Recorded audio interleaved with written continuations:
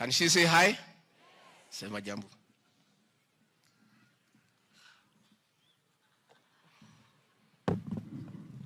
Your Grace, the Archbishop, Most Reverend Dr.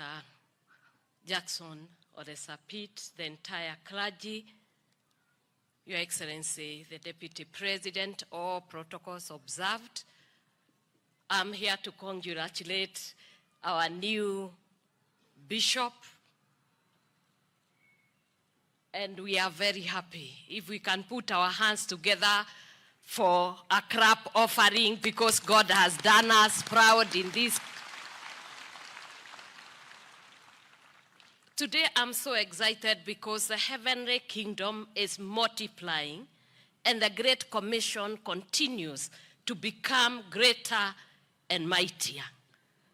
You have all seen that in the church and in the kingdom of God, what is most important is the family.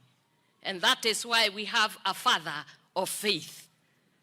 And I pray to God that the rod that you have been given becomes like that one of Aaron. It birds to be able to guide and also to feed the flock.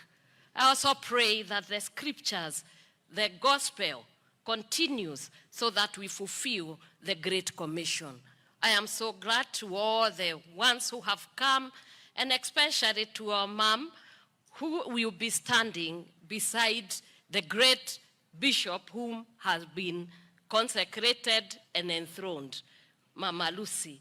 Know that we are going to pray with you and together with your family. May God enable you to walk this path as you have vowed, and you as the spouse, may you be the helper God gave him. And the children, we continue to pray, and the entire church, so that the kingdom of God may be established.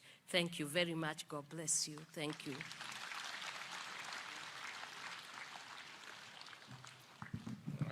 Aratharagia githogo kungira.